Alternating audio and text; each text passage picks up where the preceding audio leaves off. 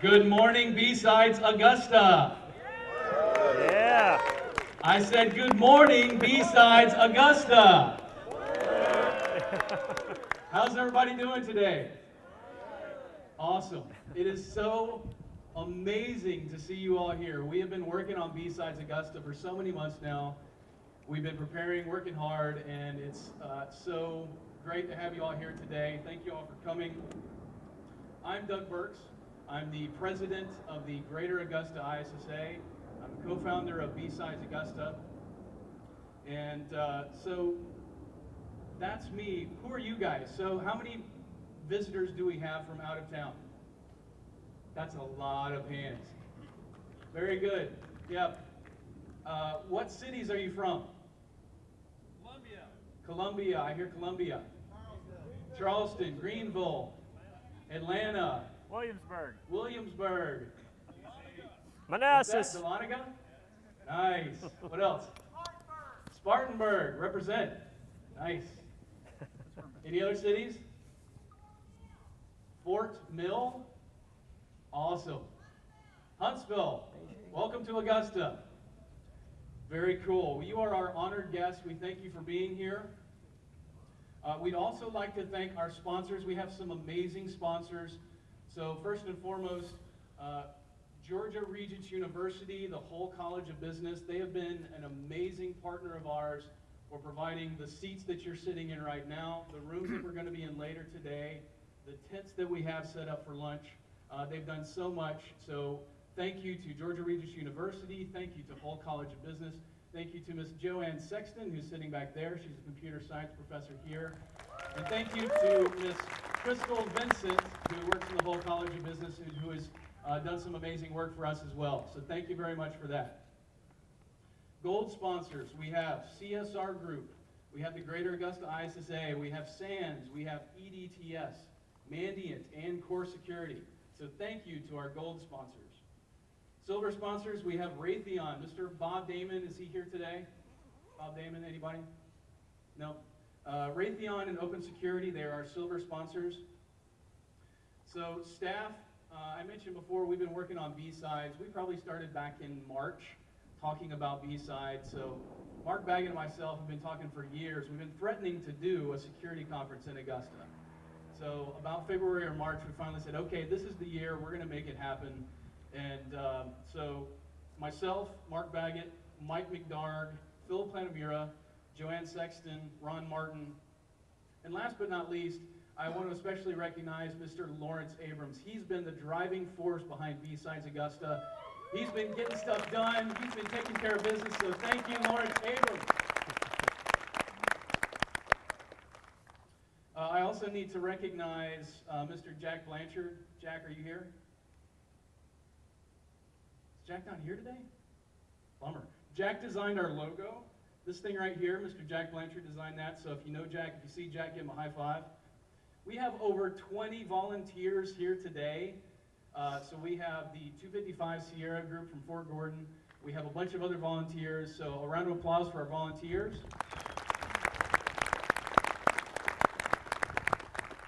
Is there anybody else that I need to thank? Mark, am I missing anybody? Lawrence, am I missing anybody? All right, well, thank you all to everybody who has made this event a success so far. So now let's talk logistics. So we did have to make some schedule changes yesterday. We had 2 speaker cancellations. So please make sure that you pay attention to the schedule as it has changed. The printed schedule that you have should be correct, but just be aware that things have changed if you had looked at the schedule earlier. We have 2 tracks today. We have a blue team track and we have a red team track.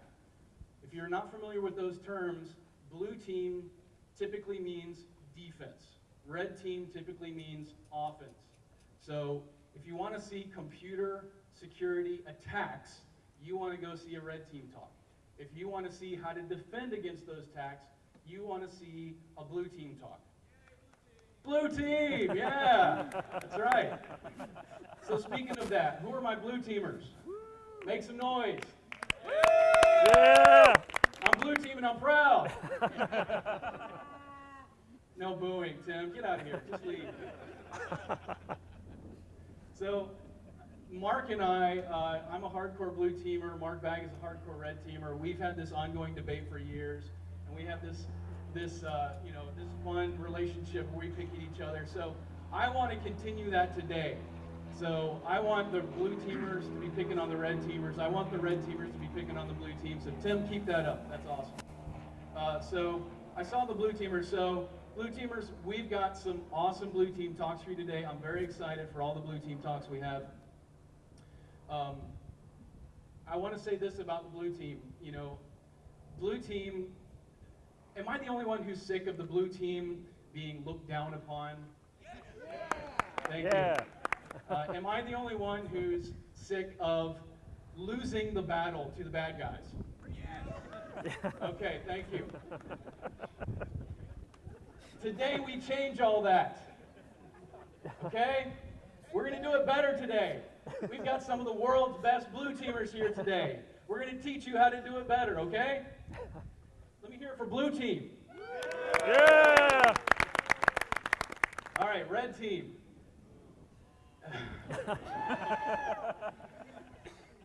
Notice I didn't boo you, but I didn't stop them from booing you. Red teamers, we've got some of the world's best red teamers here today. I'm very excited about the red team talks. If you want to learn how to break into stuff, red team is the way to go. But let me say this. Red teamers, I want you guys to not just be stuck in your red team tunnel vision. I want you to attend some blue team talks. And likewise for the blue teamers, I want you to attend some red team talks. Why? Cross-pollination. Offense informs defense, right? We can only be better defenders if we truly understand offense. And you red teamers, you can do a better job if you understand some of the cutting-edge defense techniques that we're going to show you today. So make sure you get a good mix and match of events that you attend. Now, since we do have two tracks going on at the same time, you can't attend every single talk that we have. We understand that. That's why we're recording them, right? So if you are torn between a red team and a blue team talk, fret no more. You can attend one and watch the other one later. So thank you for recording our talks. Thank you to GRU for setting that up. That's awesome. So we talked about blue team, we talked about red team. If for some reason both blue team and red team talks are filled, if you can't find a seat, we still have things for you to do. So we have a lockpick village provided by Fail. So that's going to be right outside the rooms there in the science hall. So you can go learn how to pick locks. That's pretty awesome. We're going to have a couple of talks this morning, and then we're going to have lunch at the big tents there. So lunch is free. If you registered and you got in, then you get free lunch. That's awesome. So thank you to our sponsors for helping pay for lunch. We're going to have giveaways today. So we had about $2,000 worth of money that we just went and bought some toys with.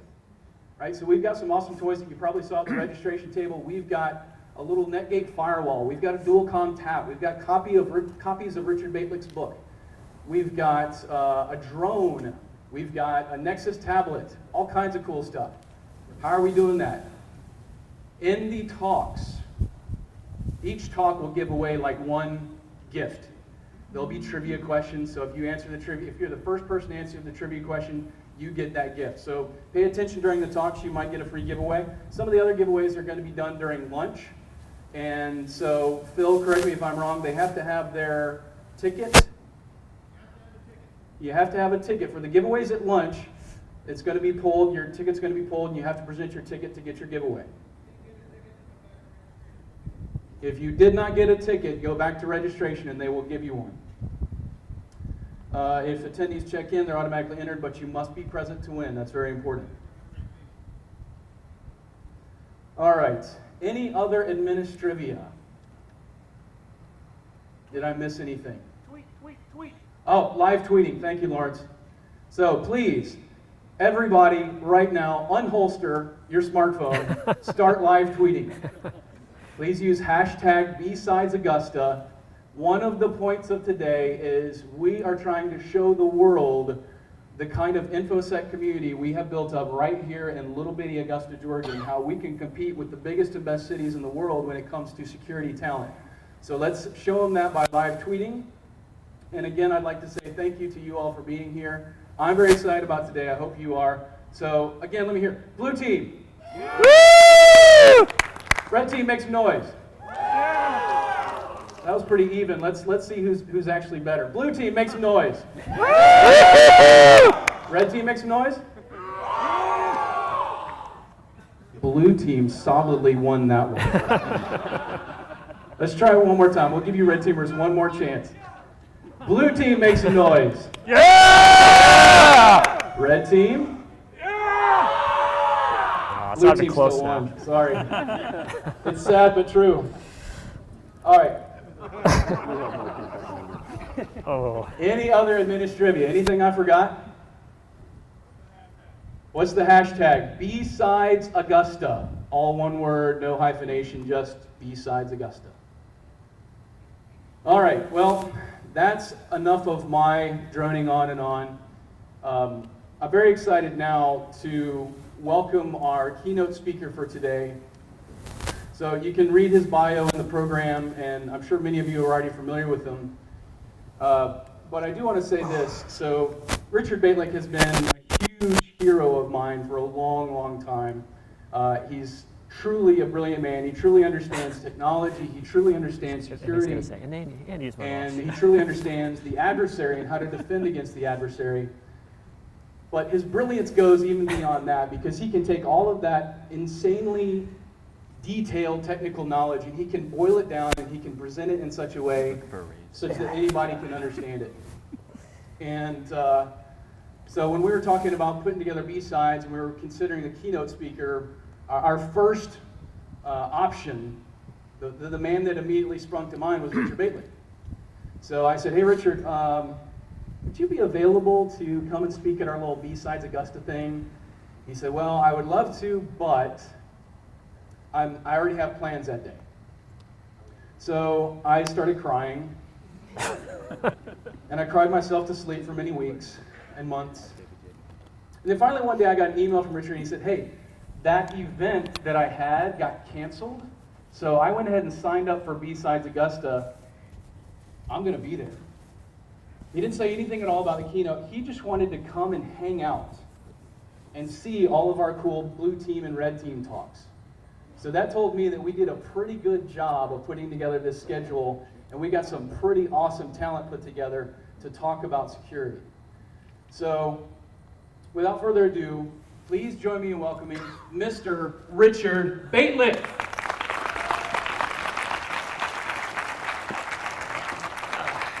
Thank you, sir.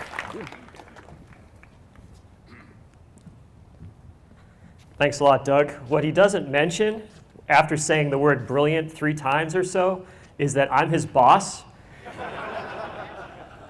And we're coming into the end of year period where we have to do assessments of performance and such, so, and salary planning and raises and all that. So I guess I'll have to keep all that in mind and somehow discount that introduction appropriately. But I appreciate the very kind words, and I appreciate the opportunity to be here. I have to say, this is the most interesting place I've ever spoken. I feel like we should have a moat here and maybe gladiators or something nearby. It's pretty awesome to be speaking in an amphitheater like this. Something else Doug didn't mention was that the reason I wasn't able to make it, well, I initially told him I couldn't make the talk, was that I was supposed to be teaching for Black Hat in Istanbul. But you may have seen that there were riots and Islamist conflicts going on, so they decided to cancel that event. So I guess you can thank religious and political strife in the Middle East for my ability to be here today, which is very interesting. I have just a few remarks to share with you all. This is a keynote, and it's supposed to get you out of the mindset of the other talks. In other words, I'm not supposed to be here to talk about what field is in what header of which packet or anything like that, so I'm not going to do that sort of thing today. First, I just wanted to talk briefly about B-Sides itself. I find it very interesting that there is such a thing as B-Sides. B-Sides very much has the personality, this B-Sides here in Augusta, very much has the personality of the 2 track leaders, Doug and Mark, which is the reason why I was so interested in attending it, because you can go to other B-Sides and they take on the persona of their leaders as well. You go to Vegas, the B-Sides there tend to be just sort of out of control and speakers get canceled because they're talking about really crazy things. And I don't know if any of you know what I'm talking about, but it's not something I'm going to mention in polite company here. But this one seemed very much aligned with the things I'm interested in, not just on the blue side, but even on the red side as well. So I think it's very good that there can be such a construct that allows this. I think for a while people were getting tired of the sort of the same old conference, and now that there's this idea of B-sides, it takes on the mantle of the people who organize it. I think that's really great. The second thing I wanted to talk about was what I think is the reason, or one of the reasons why red teams are always just pounding blue teams. And then I'll finish with some ways that maybe we can reverse that. But I think one of the reasons is that no one is learning the lessons of what the red teams are doing, and whether they're red teams of your own red team or whether it's somebody else's red team. Like, they're a real red team. You know, red is their national color type team, if you know what I'm talking about. You know, so why is it? Why is that happening? And I think we're in a period now where people are starting to realize that we need to do something different. And thankfully, it's not taken that long to figure it out, unlike some other examples. And I want to give you an example of a time when, that's cool. Got a plane taking off. This is, I have to tell you, this is the most interesting place I've ever spoken at. This is really cool. So many of you know I sort of keep up with what our friends in China are doing, and I want you to know, though, I'm not simply Mr. China. I study other things. We were talking about Greek hoplite warfare this morning with some of my friends from Mandiant, and I'm looking at some other things as well. But one of the stories I came across recently had to do with the transition from one dynasty to another in China. So I'm going to tell you a little short story about that. So the third sort of main dynasty in China was called the Zhou dynasty, and that's spelled Z-H-O-U. And the Zhou dynasty came about in about 11th century BC, and they had overthrown the dynasty before them that was called the Shang. So the Zhou dynasty, they created essentially an empire, and they were ruling fairly well for about 3 centuries. But they started to lose control of their empire, and they let essentially competing states emerge on their territory. So at one point, there were about 250 of these competing states. And then eventually, that was called what was called the Spring and Autumn period. And then eventually they went into this time called the Warring States period. So essentially this empire that they had just collapsed. It totally fragmented into all these different warring states, and things were really bad at the time. Now that took hundreds and hundreds of years to happen. But at the tail end of that period, you had 2 different philosophers stand up and say, what's going on? What's wrong with our civilization? Why are we just collapsing like this? And they came up with ways to think about the world to try to address this. One of them was Confucius, Master Confu. Zi means master, who's known in the West as Confucius. And the other one was Lao Tzu, which translates to old master. People aren't really sure if it was a real person, but that was his point of view. So Confucius, he invented his point of view, which involved order among different relations, and you had the 5 relationships among, father to son, state to ruled to ruled, and so forth. And on the other side, you had Lao Tzu, who came up with essentially Taoism, which is, hey, don't just go with the flow. You can't you can't come up with a prescriptive way to solve problems because of unintended consequences and so forth. Well, what's the point of all this? The point is, these people went through this very traumatic period where their civilization was falling apart. And they decided to step back and try to figure out what the problem is and then come up with some prescriptions. There were 2 very different prescriptions, and the interesting thing is, to this day, they still influence the way that culture works. Well, I feel like we're finally getting to that point in information security. We've been getting hammered now for probably not 3 centuries, but more like 3 decades. And there are very few people who are sort of stepping back and saying, why is this? Why is it that red teams always win, blue teams always lose? And there are some very simple yet really wrong prescriptions, such as, well, the blue team really doesn't know what's going on. Or if the blue team just used the right technology, then would be fine. And it turns out that's all false thinking, I think. One of the problems, I think, is that we don't have a strategy. In other words, we don't really know what we're doing. And I can prove this because I repeatedly go to different large customers. And when I meet with them, they don't know what they're doing. And this isn't an insult. It's reflected in the questions they ask. So for example, just this week I was at a big bank up in New York City. And we walk in there and they say, so Mandiant, what should we be doing? And I say, what do you mean? And they say, well, you see lots of failure. You see lots of other banks like us. What should we be doing? And so I just stopped and said, well, what's your point of view? What goal are you trying to achieve? They couldn't answer that. I said, do you have any metrics? And they laughed at me. They said, we have 250 pages of metrics we produce every month. So I said, okay, what's the time from when an intruder gets into a system to when you contain it? Silence. So they had 250 pages of metrics, which were probably things like antivirus, patching, all that. But as far as a performance-based metric, they had nothing. And this same pattern is repeated over and over again. Very, very basic questions. It turns out people can't answer them.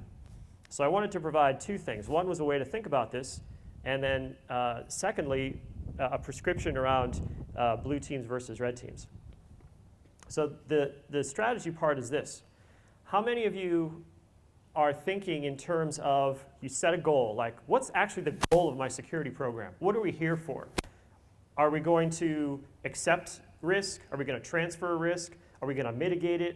Are we going to try to avoid it? Whatever choice you make, that's your goal. Some people say we're going to avoid internet-based risk. We disconnect from the network. You hear that sometimes from, it's funny, I was in the Air Force, but sometimes it'd be nice to set up a no-fly zone over a speaking area, I guess. So you have to figure out what is the goal that you're trying to achieve. And I think I've seen this in large organizations before, and obviously in small organizations as well, where you ask, say, the CIO or even the CEO, what's the goal of the security program? And you're berated, like, just keep us secure. What's wrong with you? Don't you know that's what you're supposed to be doing here? Well, okay, thank you. That's like me telling you your goal is just to make money. Great, that was really enlightening. It's like telling what's your strategy for stocks? Buy low, sell high. I mean, that gives you no prescription whatsoever. So first you set the goal. What is the goal that we're going to have? Then secondly, you come up with a strategy. And there can be a whole set of strategies that you could implement. For example, maybe your strategy is we eliminate all vulnerabilities such that no one can break into our system. No one's laughing. All right? So I hope you recognize that that's not true. You cannot do that. I think history has borne that out, but yet that's still something you'll hear from some leaders who say, well, we just get rid of all vulnerabilities. Or else you say, well, we perfectly patch everything and we run antivirus everywhere. And again, that's not even really a strategy, but it's still along this idea of you prevent all intrusions. A strategy, in contrast, that we pursue at Mandiant is fast detection, fast response, fast containment, and comprehensive detection, response, and containment. So you don't just get one box that's affected, you get all boxes that are affected at the same time, or applications or users or whatever the case is. All right, so you pick your strategy. Once you have your strategy, you set out to run some campaigns. And those campaigns are the operational way that you are implementing that strategy. Now, we see this on the adversary side. The adversaries run campaigns against us. They have their goals that they're trying to meet. They have strategies which involve penetrating to them foreign computers. And then they run a campaign, campaigns against these various targets. We need to have defensive campaigns along the same manner. And then finally, at the bottom are the tactics. What are the tactics that you create that implement your operations, that support your strategy, that fulfill your goal? So the tactics could be things like you're going to make a decision about whether you watch a system when it's compromised or whether you're going to cut it off from the network. There's a whole set of these things. But the idea is that at the end of the day, you've got tactics that support all the way back up to whatever your goal was. And if you want to throw technology in there, technology is at the bottom. Technology is the thing that you use to run a tactic. All right. Now, my final comment. In the spirit of blue teams and red teams, we like to think on the blue side when we're trying to defend that it's really the toughest job in the world. Why is it so tough? The common idea is that the defender has to be perfect everywhere, and the intruder only has to be perfect or only has to find one weakness in order to get into the network. And I think that that's very true. You have, any time in sort of history where you have a focused adversary who's attacking a single point and can mass at a single point, and you've got a defender who has to spread their defenses across the entire battlefield, that decisive point is going to win. So that's why the intruders win. So, okay, that seems pretty bad for the blue team. But it turns out the intruder has the same problem. The intruder has to be perfect in all of his or her activities once they're inside the network. Well, what do I mean by that? Well, if the intruder leaves any artifact behind or gives any hint that they're live in the network, and you have defenders who are paying attention, you can find them. And once you find them, now they have to defend them. Essentially, the intruder has to defend himself as you kick him out of the network.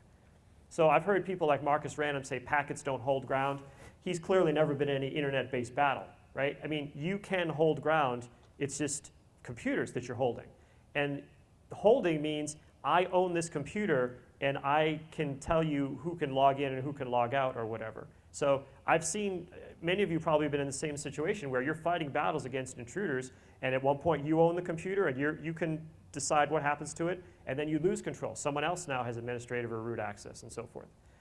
So I leave you with that because this idea that blue teams, we're just sort of helpless. You're not helpless because when the intruder gets into the network, they have to be perfect in order to be persistent on the network. And if you're out there, if you're looking for them, if you're hunting through, first of all, if you're correctly instrumented so you have data, and then you're always going out and looking through it, you're going to make life difficult for the adversaries. And I think that's the final key, is that for too long, the adversary has had free reign on all these networks. At Mandiant, when we do an incident response, for the last year, it's been about 8 months of time that we've recorded that's elapsed between when an adversary has gotten into the network and when the defender is called for help. And 8 months is too long. Anybody can do anything over an 8-month period. Just 2 quick case studies. Both the New York Times and actually South Carolina Department of Revenue. Sorry, this may hit home for some of you all. But that was a case study that was released by your governor, which I think was a great idea. In both of those cases, the point at which the intruder broke in and then the time that elapsed between when they broke in and when they took something, where they stole data, where they got access to something sensitive, 4 weeks elapsed. Essentially a month passed from when they got in to when they did something. If at any point during that month a defender had noticed and kicked them out, then the victim would have been successful. You would have avoided a serious incident.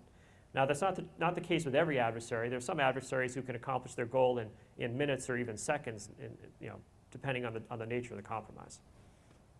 So that's my final comment, is that if you're active as a defender, just as the intruders are active, you have a chance to win against them. And red team guys, I know you don't need any guidance about what you need to do better, but I would warn you that we're out there, we're looking for you.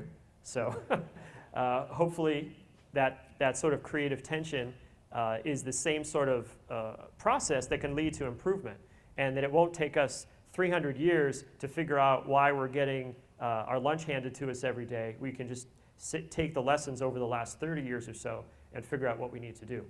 And if you're at all interested in sort of the history of this digital conflict that's been going on, a really great book was released by a friend of mine named Jason Healy. It's called A Fierce Domain, Conflict in Cyberspace from 1986 to 2012. And he goes through the history, mainly from a military perspective, but there is a little bit of commercial stuff in there. And I'd encourage you to take a look at that book. And it's basically the first digital security history book, where he goes through famous case studies that people should know about and what we can learn from them.